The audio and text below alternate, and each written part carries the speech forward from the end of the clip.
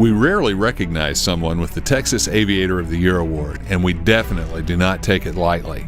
This award goes to someone that has made an indelible mark in aviation.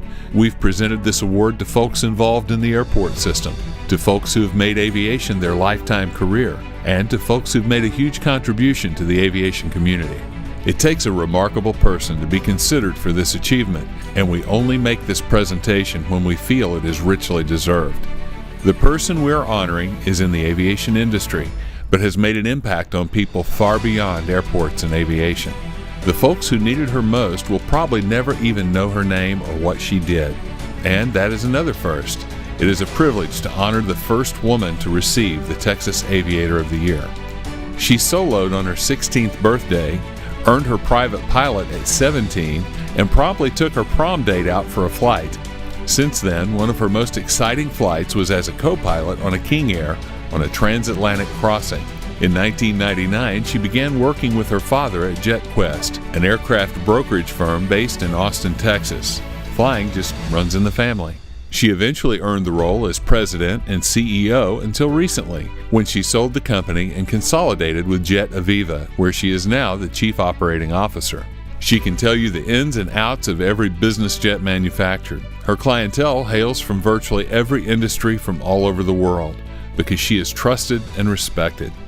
As impressive as her flying and business accomplishments may be, it's what she's done with that aviation expertise to help out thousands of people in times of crisis that is most remarkable. In 2005, Hurricane Katrina hit New Orleans. Hurricane Rita hit Houston. In 2010, a massive earthquake struck Haiti. During each of these disasters, she led, organized, and administered some of the most prolific disaster relief efforts that general aviation has ever accomplished. Each disaster added to her knowledge and skills. After the Haiti disaster in 2010, she founded Skyhope, a nonprofit disaster relief organization that would be ready to go with precious first response resources in the event of another disaster where general aviation could be utilized. In August this past year, Hurricanes Harvey, Irma, and Maria dealt a triple punch to the Gulf region. Just days before Hurricane Harvey was about to make landfall, she was already in preparation mode. She started by rallying turbine aircraft owners, defining the missions, and vetting requests from hundreds of non-governmental organizations, agencies, and individuals. Harvey struck and lingered for days, flooding South and East Texas. Even though her own house was damaged, she was already dispatching the first aircraft into the Houston area filled with relief items and aid. And this was just the first of hundreds of flights. Only days later, Hurricane Irma hit Florida. She redirected airplanes to those locations. A few days after that, Hurricane Maria hit, and Puerto Rico became a third disaster within a few weeks. Among the lives saved were a 77-year-old woman from Puerto Rico who had only had rice to eat for the previous 7 days. A woman who was 9 months pregnant was flown out of St. Thomas. She'd been sleeping under a tarp. An elderly couple who was running out of medicine. And the list goes on and on. State Representative Dade Phelan from Beaumont, Texas said, "I have a stack of unused body bags because of these airplanes."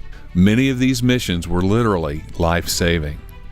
All of the air charity organizations work together to help, including AeroBridge, Operation Airdrop, Angel Flight South Central, and many more agencies than I can possibly name in order to help the most people. Evaluating the mission, finding contacts, and early mission coordination is incredibly difficult. Ground situations are very fluid, and airspace has security issues. Doing this 3 times in roughly 3 weeks was brutal on their team. Both she and her team worked to the point of exhaustion, yet she still found the energy to keep going. Her efforts will be known to us this evening, but not to the one she helped so selflessly.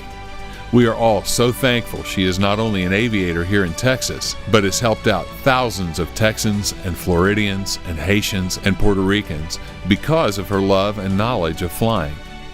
Let's stand and congratulate Robin Eissler for being awarded the 2018 Texas Aviator of the Year.